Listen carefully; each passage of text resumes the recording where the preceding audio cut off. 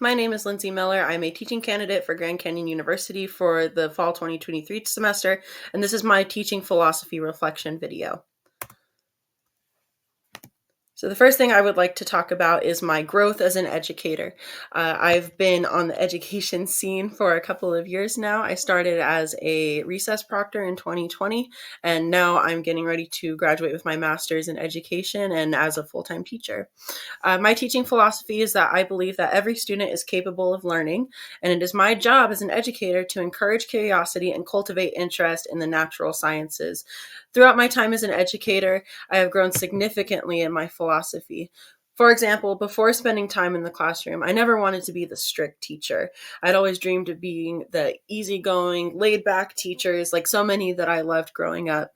But I now understand that being easygoing, being laid back, can only come with strict classroom management expectations and schedules in place because children thrive with structure. I've also become infinitely more patient since teaching, and I feel now that every student is capable of succeeding as long as I'm doing my job right.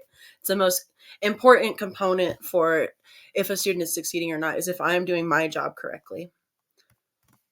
So speaking of doing my job correctly, one of those things that is part of me doing my job correctly is staying knowledgeable about the modern technology that's available for classrooms today.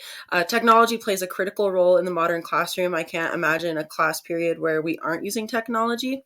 It is important for me as a teacher to stay up to date on new education technology because it may be the key to a student understanding the content. There are technological resources and tools that I could have only dreamed of as a young student. The tools available today are making education more and more accessible to every student, regardless of their ability. As part of my teaching philosophy, it is important that I learn how to implement technology in ways that are conducive to science education to round out my class and provide as much differentiated instruction as possible. There are so many fabulous tools available online that can introduce our students to concepts that they would have never been able to explore at the middle school setting prior. And finally, I would like to talk about my Christian view on education. This is my favorite verse when it comes to thinking about education in the Christian manner. Psalms 32:8, I will instruct you and teach you in the way you should go. I will counsel you with my loving eye on you. This essentially encompasses how I feel about being a teacher.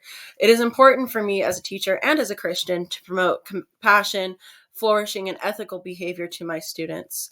I can encourage these Christian principles in my students by maintaining a class code of conduct or moral code that the students develop collaboratively. It's also important for me to model these behaviors to my students.